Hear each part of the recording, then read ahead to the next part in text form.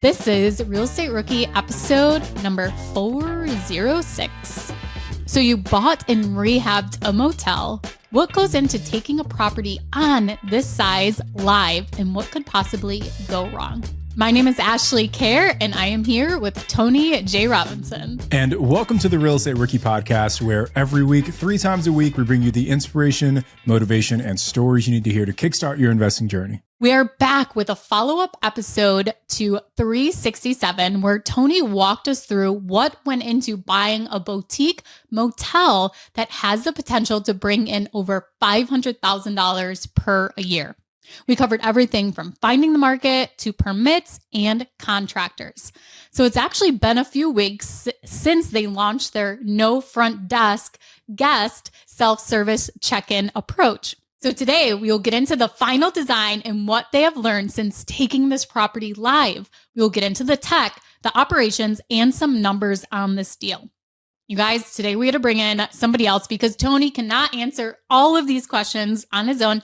We had to bring in his partner, his wife, Sara. So welcome, Sara, to the Real Estate Rookie podcast. So excited to be here. Thank you guys so much. So Sara, this is third time you've been on the show, I think? Yeah, I think so. Second time, I think. Yeah. Sara played a large part into this boutique motel and making it happen. So maybe first you could just describe what your role and responsibility was for making this deal happen. For sure. So between Tony and I's responsibilities, he pretty much tackles the front end of a deal. So that's all things acquisition. And once he locks in a property, he kind of passes on the baton to me. So all things rehab, ordering, setup, operations, finding our boots on the ground. All of that falls on my to-do list. So pretty much as soon as he signed the contract, he literally did nothing. I did everything else for the last 4 months. I don't know if I'd say I didn't do anything. Literally nothing until I'm not a techie girl. So once we had to create the listings, he came back into the picture. But from signing on December 23rd, was it? December 30th. December 30th till April 10th, which was the grand opening, he did nothing. So that's why I'm on to talk about what happened in between those months. So that's why he always has such beautiful glowing skin, is because he's stress-free during that time period. Exactly. Now you guys know. So Sara, there was a unique situation where your contractors were living in the property. Can you please elaborate on how you structured this and why you structured it that way? So our contractor is my tío, not really, but for those of you guys that don't know what a tío is, that means uncle in Spanish. And I am obsessed with this man. Like if I wasn't married to Tony, I might marry my tío Nacho. He's not really related to me, but he is our go-to contractor for all of our projects out here in Joshua Tree. And we've done how many deals out there? Yeah, we've done a lot, And like I said, my responsibility with every project has been managing the rehab. Yeah, managing the rehab. So I've just built such a friendship with this man. He's the sweet, literally, I feel like he's my favorite uncle. So we are just very close. We have a really good working relationship. He's very appreciative of all the work we've given him and his family over the last 4 years. So yeah, I adore that man. But anyways, he's in Joshua Tree, right? That's where he lives.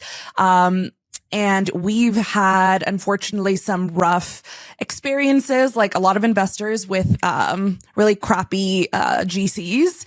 So since this was our very first big commercial project, I was like, oh my God, it's going to be a nightmare to try to find someone reliable and trustworthy and hardworking and as fast as Nacho.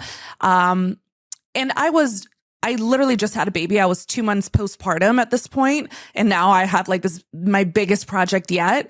And I was like, I have to somehow convince Nacho to move to Utah for the time of this rehab. Well, just we had been looking at deals in Utah for a while. It was about a year before we actually closed in this property when we first started looking in that market. And during that time, when we were looking at other deals, we had asked him a year prior, we said, hey, would you have any interest in going out to Utah to take a deal down? And he had said no. So we had to really kind of butter him up a little bit to get him to accept it the second time around. We, as in me, had to butter him up. I'm telling you, Tony did nothing. That's okay, monkey. But anyways, yeah. So when we originally reached out, he said no because and it was such a sweet answer, don't you think? It you was. You want to say? Well, he was like, I've spent so much time working and like work has taken me away from my family so much. He was like, I feel like these last couple of years, like being close to home, I'm like falling even deeper in love with my wife and I just want to be here with her. And I die. How adorable is that, right? So anyways, when we finally it was like the week of closing. We're like, oh shoot, this is really happening. We really need somebody. I called Nacho and I just was like, Nacho, there's no one we've ever worked with like you. Like, we will pay you really well. It's just going to be a short time. You can take a few months, like, off after that. Just like made it sound like the sweetest deal ever. I was like, your wife can come with you. You guys can vacation here whenever you want. And that got him. So I locked Nacho in. So this is a week before you closed on the property. Yeah. This happened. Wow. Yeah. So that was I was so hyped to get Nacho on board. That was like a big win for us. mm-hmm. Looking back on that situation, was there anything you would have done differently? Or maybe someone was thinking of doing the same thing, like, oh my gosh, I should offer that to my contractor. Is there anything they should be cautious of or kind of think about before they put themselves in the same situation? I'll give like a little bit of context first, right? Like one of the things we did that we've never done for a rehab project before is that we set him and his team up on a time-based compensation model. So usually when we're doing rehabs, we always pay based on milestones, right? Like when you finish demo, when, flooring and tile and that stuff is done, when everything's done, then we'll pay the final payment. But we agree to pay him a weekly fixed amount throughout the duration of the project. And the only reason we were comfortable doing that is because we'd already worked with him so much. We had a good working relationship. If it was someone who was brand new, we probably wouldn't have done that. Now, even though we work with him and we love his work, he initially told us, I think I can do it about 8 weeks. We budgeted for, I think, 12 or 13. Yeah, I believe we budgeted for 13 and we ended up hitting 13. Yeah. Oh, really? Wow. Even so, we gave ourselves like a good amount of buffer there in our budget to make sure that we could, have some flexibility there. So I'd say that's one of the biggest lessons is that if you do go with a contractor in a bigger project like this, try and go milestone based for payments if you can. Mm-hmm. But if you got to fly someone out there to do the work and you got to be a little bit more flexible, just make sure you give yourself some buffer on the timelines there. Now, Sara, how much did you actually have to go to Utah then when you have this contractor that you trust already working there? Did that limit the amount of trips that you thought you would have to take? I think originally, yes. So it was a 13-week project, right? So for the first 6 weeks was all demo and plumbing and electrical. I didn't really find the need for me to go. I was getting updates from Nacho daily, doing weekly calls with the on-site property managers. But once 6 weeks had passed, now it's like install. So we're installing all of the tile, all of the flooring, all of the recess lights, right? And everything has been ordered at this point. All of the furnishings have all of those orders have been placed. So everything has been coming in now. A lot of inventory is arriving. And we had 2 on-site property managers. We have them. They live on site, and it was their responsibility to kind of be chipping away at a separate to-do list that I gave them. That was kind of went hand in hand with Nacho's work.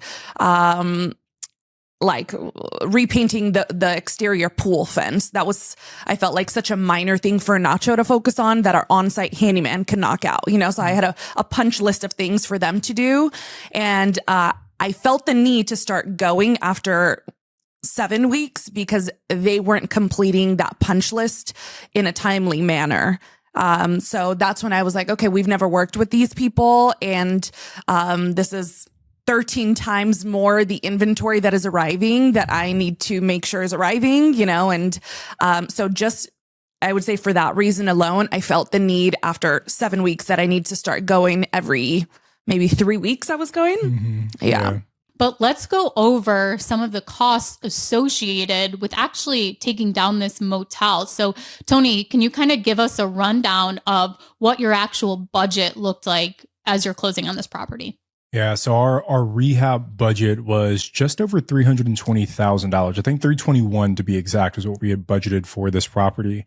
And that was way more than any other rehab we had ever done before. Mhm. Like usually our short-term rentals of a rehab and we're somewhere in like that 100K ballpark range for so that we were comfortable with, but this was 3x, 3.5x what we had ever done before. So we really wanted to make sure that we had a solid process in place to make sure we stayed on budget, because 10% on 100K is 10,000, 10% on 320K is 32,000, right? So big difference here as the numbers get bigger. So what we did was we built out our scope of work like we typically do on a per unit basis. And then we took that and we built out a budget for all of our rough materials, for all of our, tile work, for all of our labor, for like every big bucket that we have, we had a budget set aside for that purpose, all of our furnishing and design elements. And what we did was every single week we would sit down as a team, review that budget to make sure we were on track. And we were able to make decisions, pretty quickly to say, hey, we actually need to spend a little bit less on, I don't know, household essentials. Yeah, household essentials, or like, hey, let's not get the really cool dimmer switches everywhere and get these ones instead. Or we're gonna get really nice toilets. I was like big on trying to get like super nice toilets, and we're like, okay. I was like, babe, it's a motel still. Yeah, we don't need super nice toilet, a bidet, in the motel. He like wanted one that had LED coming around. So it was through those discussions that we were able to stay on budget, because we were just really, really methodical about seeing where our money was going. And like we realized we way over budgeted for household essentials, and we were able to take that money and put it back into the design, and we got more design elements. So that was our process for managing this big budget. I will say you did do that. I forgot you did that. I did do that. That was huge for me. Actually, I don't know if you know this about me, but I am not a numbers girly. I will just shop and shop and shop without looking at the budget. So a lot of our projects I've accidentally gone over, just thinking, yeah, that tile is better than that tile. Is just $1,000 more, but that 1,000 starts to add up and really, throws you for a loop as far as like numbers go. So Tony made it super, super simple for me with that spreadsheet he's talking about. So as I was making transactions, I would notate what the merchant was, the total amount, and I was categorizing them based on these different buckets. So it was automatically taking me to this other page where I can then see how much left I have in that specific like category. Yes. And that was so helpful. So our interior designer, Brianna Michelle, she would give us, almost for every item, like options. So either this tile option or this tile option. And I would then go and decide based on what we had left, which option made more sense for our overall in each of those categories. I hope that makes sense. Yeah. So was it like a tile that was kind of in your budget, and then maybe like a cheaper version that was similar, that, you had the goal of, going with the nicer item, but there was always that cheaper option that would still work, something like that? Yep. That was exactly it. Yeah. That's, I think, a great idea to work with a designer that would be willing to do that for you, instead of just saying like, here's my design. And then if you do have to save money somewhere, you're kind of lost as to where you can find something similar, instead of having to go back every time. Well, we can't get this flooring anymore. Can you give us more ideas, etc.? So a great question to ask when you're hiring an interior designer, to see if they would do something like that, set that up for you to help out your budget. I just wanted to add one thing. She was actually really helpful. I remember even before I wanted to place all of the orders, because that was really scary too. It was like, think of how much that grand total was for all of the furnishings was, right? I was so like afraid of going over budget. I literally called her and was like, can you just run through this with me? And we did like furnishing math to make sure before I bought everything that I was like within budget. So yeah, highly recommend an interior designer and the spreadsheet that Tony created. Now, Tony, everyone's going to want your spreadsheet.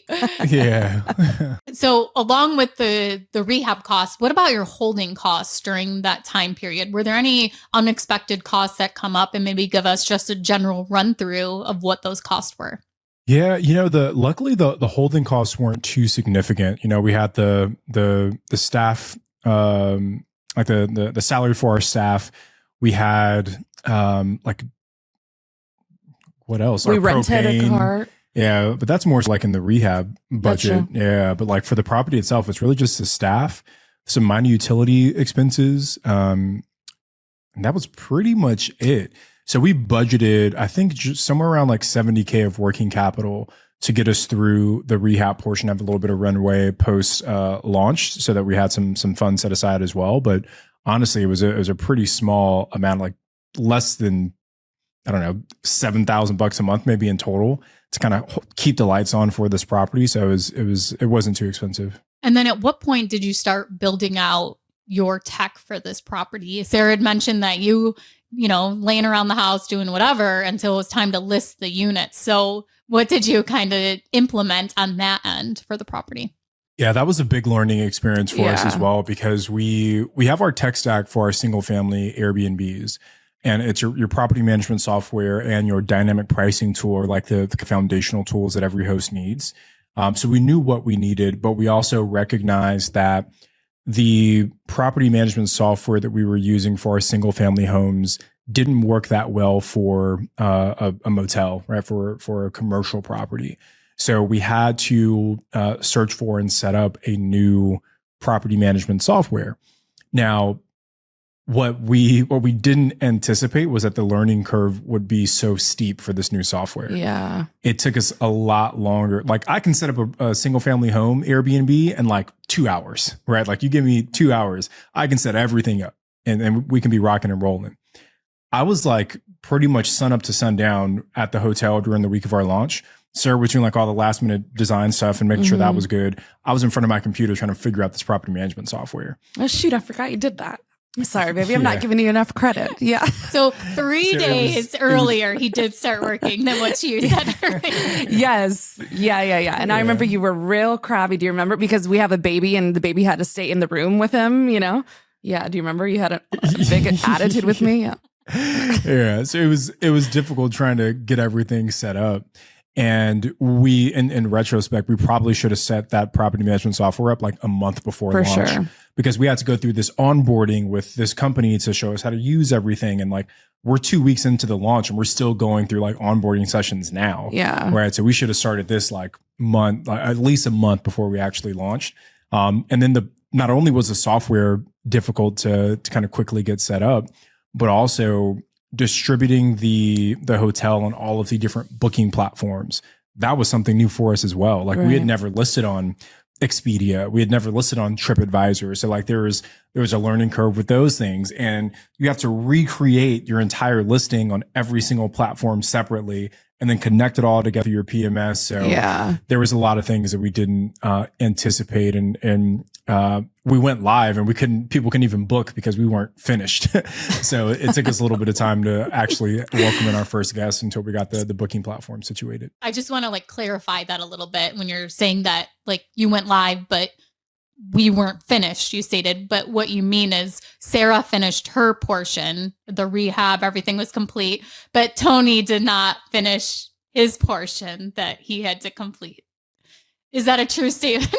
There's two sides to every story, Ashley. There's two sides to every story. No, like literally that's it. But I've never wanted to say that to him, but thank you. So I want to dive more into the actual operations of it. So there is no front desk here. This is not like a standard motel. So Sara, whose idea was this to kind of operate it this way, and why? I think maybe it was your idea, right? Yeah. I mean, we just come from the short-term rental space. That's like what we've done, 30 times so far. So I feel like just naturally we were like, okay, it's 2024. Who really uses a front desk? We're trying to make it like a cool, hip motel, So I think that was just kind of our natural direction. Mm-hmm. But we quickly learned, girl, in the last 2 weeks that we need a front desk. Don't you think? We definitely need some sort, We're getting more walk-ups than we had anticipated. Oh, just people like stopping. Yes. Yeah. We're not big like RVers, but there's a lot of people that go RVing, and we didn't know that people don't like plan their stays. It's kind of just like, oh, let's see what's available. So I think just because we're not that kind of traveler, we didn't anticipate that. But even while we were setting up that week, that was still like a bit chaotic. Guests were like, oh my God, do you guys have a room available? And we're like literally like the weekend that we were there setting up, we had people stopping by saying like, hey, can we stay tonight? You know?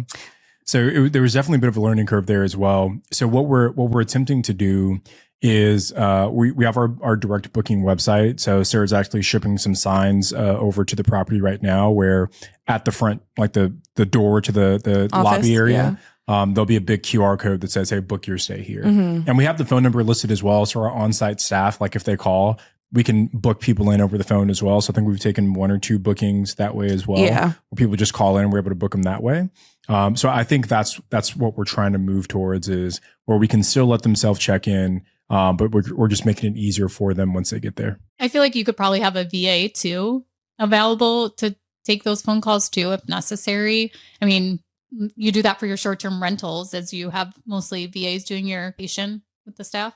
We do. And that's something we discussed like during the week of the launch as well, is like what level of interaction should our VAs have with the guests of the motel? Because it's not as common where you pick up a phone and call a hotel and you get a virtual assistant that answers. So we're trying to balance like what's the expectation of the guest with what's the best way for us to run it operationally. So right now our on-staff team has the phone number, and the VAs are doing more of the like digital communication. So if someone books through like an Airbnb or a Vrbo, our VAs are taking care of that communication. But if they're calling, they're going straight to our on-site staff. So we'll see if we keep it that way. Maybe we get to a point where our VAs are handling all the phone calls and the on-site team is really just there for the kind of walk-ins or the emergency type stuff. But for now, that's how we have it set up. Yeah, I think what we learned in the, since we opened was we messed up by not originally setting up these QR codes and book here signage on the exterior of the property. Yeah. So I still think we can get away with no front desk needed, but not until these are set up, it'll flow better, Yeah, and I think that really depends on the person too. Like I love walking into a hotel. I've already checked in the mobile app. Have to go to the front desk at all. I just get in the elevator, go out to my room, and I already have the mobile key. And having just a QR code, get back in your car, you can book it real quick. You don't have to talk to anyone. You can, handle it on your own instead of like waiting in line to talk to someone, or even just having that interaction where maybe you've been on the road all day and you not feeling like talking to anyone, just want to go in and take a shower or whatever it may be. But that's really interesting. I didn't even think of that either, as to there would be so many, but it is close to a national park. So I'm assuming they probably get a lot of RVers and van life people cruising through. Yeah. For sure. Go ahead. One of the other assumptions we made too is that we get like a lot of like younger millennial travelers as well. But like one of our first guests, it was like an older retired couple. And we have the same locks on our short-term rentals where it's a keyless entry pad we put on the motel as well. So there's no physical key anywhere. You get your check-in code and you punch it in. And, it was an older couple, retired, who was RVing through the town and decided to stay at our property. And they ended up disabling their lock because they didn't understand how to enter their key code. They did understand. It just is one of those locks that doesn't illuminate, so they kept pushing like 1 so it would illuminate, and then they would put their code. So it was the wrong code every time, But it happened like multiple times during their stay. So like our on-site team had to keep like walking them through the process. So there's some things we're still identifying or understanding, I think, about the traveler demographic to say like, hey, what changes do we need to make? But I mean, overall, I feel like it's been going pretty smoothly. Yeah, I think so too. Yeah. We're still trying to figure out the pricing strategy as well, because that part is different from a single family home. And there's a few other hotels in town that we feel like we're competing with. Honestly, from like a finish perspective and like design, I feel like we're probably the number 2 property in town. What the heck? Number 1? No, Best Friends Roadhouse is, they probably got us beat. There's by the design inside, exterior for sure, but inside, I don't think so. That's true. But just their overall property is better than ours, But I feel like overall, we're probably like the number 2 property in town based on what we put together. But we're still trying to understand how to get the right volume of bookings and for people to start discovering us on the booking platform. So right now we're intentionally pricing a little bit lower than the competition to start getting some more views and just like velocity on these platforms. And then hopefully as we get closer to summer, we'll be able to really compete on at a higher pricing perspective as well. What's the occupancy rate that you actually need to kind of break even on this property each month? Ooh, break even. Good question, Ashley. I don't think we've done like a break even analysis, but what we did do is when we underwrote the property, we only underwrote it a 50% occupancy for the entire year. And really? even at that, X underwrote at 50%. And even at that 50%, like if we can hit our ADR projections, we're going to double the value of this thing in the next like 18 months or so. So, I mean, I don't know. Again, our expenses are pretty light. So we only need, we don't need a ton of bookings to kind of keep the lights on in the place. And then going back to you keep talking about your on-site team.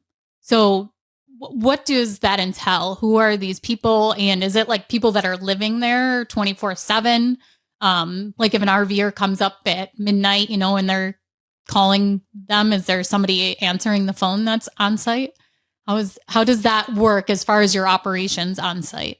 So it's a husband and wife duo, so cleaner / handyman pair that live on site. So it's the motel came with like a live-in office, like right? a manager's quarters. Yeah, like a manager's quarters. And it has a connection to the front desk area. So they can access the front desk from where they like live at. So the expectation is that, yes, they are like on, I don't even know, they were brought on. I mean, they were already existing with the previous owners. So we kind of just inherited the team and the current contract and setup they have. So we actually have a meeting this week with them we asked them to come with like a bullet point of what their like vision is for working with us as the new owners now that we're fully operational, and we were going to do the same, and we were going to kind of rework and redraft a new contract with them that made sense for all of us, so I don't know what the old expectation was for them. Do you know? Like, were they supposed to be on 24/7? I think that's what the expectation was, because the previous owners were shutting down during the slow season, which was about 4 months out of the year. Mm-hmm. So they'd shut down October, November, December, or I think November, December, January, February, like 4 months out of the year, they were shut down. So I think the initial agreement was, hey, we'll work, 7 days a week because we know that we're going to get 4 months off. So for us, we're going to be open year round. So that's where Sara says we've got to kind of renegotiate what that contract looks like, and probably negotiate a few days off in the week for them. So those are the steps we're working through right now. The wife gets off on this day and the husband's on call, and then they reverse on a different day. You cannot be sick together. Yes. Yeah. No vacations together. Go on cruises on different dates. Yeah. So you mentioned that you guys have lowered the price point a little bit to try to get more reviews. How does obtaining reviews differ from just getting Airbnb reviews? I think the biggest difference is just that the reviews are spread out across so many different places, like for us, honestly, like in our current portfolio, we don't care all that much about Verbo because a lot of our bookings don't come from Verbo, just like, especially in Joshua Tree, like that market just isn't very Verbo heavy, a little bit more so in the Smokies, but like we really just have to focus on our review score for Airbnb, and that usually takes care of everything. Whereas with the commercial property, we're listed on Airbnb, we're listed on Verbo. We've had bookings come through those platforms. We've had booking.com, we've had Expedia, and I think that's it right now. Mm-hmm. But it's like you have to now manage reviews. And Google, right? People can leave reviews on Google as well. So we've got to try and manage our reputation across all of these different platforms now. Now, luckily, it all comes down to the same management practices, and we're not going to treat a Verbo guest differently than Airbnb. Yes, like we still treat them all the same. So ideally, the review should reflect that as well. But it is just now we've got to track those reviews in a few different places. Interesting. So kind of my last question here to wrap all of this up is, what advice do you guys have, or maybe even some lessons learned of working together as a couple? You guys have done a ton of other projects together. What's some advice you can give to listeners who maybe are, going through the same thing or going to do the same thing? I think what's really, really worked for us is early on just identifying our strengths and weaknesses and our roles and responsibilities. So just like I didn't even know we were buying a motel until a week when we bought it. Like I didn't know how legit this was about to be until he was like, "This is happening," because, and the reason for that is that's his role in our, duo-ship, is he handles all of that. So, and then same, like once we locked it in, he knows I handle all of the rest. So I think it just makes it really, efficient and smooth and enjoyable when you're not stepping on each other's toes. Like imagine if you worked at a W-2 job, and you were the accountant and someone is the marketing person giving advice to the accountant and vice versa. That isn't helpful. That's more annoying than anything, right? So I feel like it translates in the same way, especially as a husband and wife, because that can spill into your relationship when you guys aren't talking about the business and work. Like you will still at the end of the day fall asleep annoyed with each other because of your work life, Yeah, I feel like we've always just done a good job of like knowing what our strengths are and kind of getting out of the other person's way. Like her and Bree, they handled design. You didn't even know what it was going to look like. Yeah, she like surprised me with the design. I'm like, man, this looks great, But like she said, like I didn't run the underwriting past her to say like, hey, what do you think about this? Right. Like that's my focus inside of this. So I think a lot of times for husband and wives, all you have to do is look at what makes you a strong husband and wife duo and leverage that same kind of role and responsibility in the business as well. Right. Like let that be an indication of what you guys should be doing within the business. And I will add, I would recommend having like weekly syncs where you dedicate a specific day and time regularly where you guys are kind of keeping up with each other's like progress. So that way you both feel aligned and in the loop of what each other is doing. And yeah, I just feel like that is also really helpful for us. Sara, you once told me this story, and I don't remember if it was on this podcast or another time, but you said that there was something you had to make a decision on. And you went up into Tony's office and you asked him, and he said, you decide. And I can't remember the story exactly. Basically, he was like telling you, like, don't come to me for this. Like, you go and figure it out. Yeah. Yeah. And you were like, yeah, I was like upset. Blah, blah, blah. But then but that was him saying, Sara, I trust you. Like, you know what you're doing on this. This is your decision. And I always think about that, like how powerful that moment was as to like, it wasn't him being rude. It was him saying, even though it wasn't in a nice way, him saying like, I trust you. Like, this is your realm. You take care of this. Yeah. For sure. Yeah. Like you said, it was a big moment for me. I feel like I often have like imposter syndrome as an investor. Because I don't do the numbers and acquisitions and all the loan documents and all of that. I'm like, oh my God, I'm not an investor because I don't do all of the number side of things. That's not my strength. That's actually like a big weakness of mine, So that was Tony kind of pushing me and saying like snap out of it. You are good at this stuff. I'm trusting you. That's why we're partners. I could have hired somebody else, but I want you as my partner, and that was a big moment for us as a couple working together. And I don't think I've ever really, unless it's like techie involved, I asked him, but no, it was like a big moment. I feel like in our working relationship, that conversation. Yeah. And I think you guys did a great example too of like how you can come together and still help each other and work together as far as your spreadsheet for budgeting. Like there was something that wasn't your strong suit and you're able to align each week to go through the budget and to help each other with still both of your realms. But Tony probably wasn't saying like, Sara, you have to do this or whatever. You were probably giving your expertise as to this tile will be fine. Let's use this one to go, differ, still combining your roles and responsibilities, I guess. Yeah. Absolutely. Like our toilet example, like I said, he really wanted the fancier toilet. I was like, babe, it messes with all of my other budgets, That is, I think right there that Tony's, important element was the toilet probably shows, how much of a design experience he actually has in the room. I have to say anything LED lights my 6 and 7-year-old would love. So I mean, in retrospect, it probably wasn't all that important that we got the nicer toilet. So I'm glad you overruled me on that one. You're welcome. Well, Sara, thank you so much for taking the time to come on today and to talk about your role into making this motel happen. And I am so proud of you for this project and just everything you have accomplished since the day that I met you. And Tony, thank you for letting Sara come on today and tell us the truth of who got the project done. Yeah.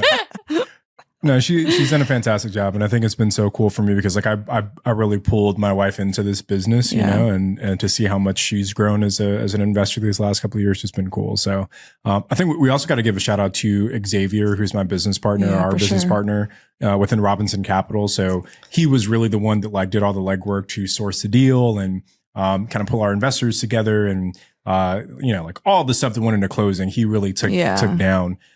So just big shout out to Xavier, my CEO at Robinson Capital, for helping us get this deal across the finish line as well. So Tony, nothing with acquisitions. It was actually just set up the website. Literally. Yeah. I was hoping you caught that too. Don't worry, Sarah, I got your back. Thank you guys so much for listening. I'm Ashley, he's Tony, and she's Sara. Thank you guys for listening to the Real Estate Rookie Podcast. You can catch more episodes on YouTube or by going to your favorite podcast platform. Make sure you leave us an honest rating and review and like and subscribe on YouTube. We'll see you guys next time.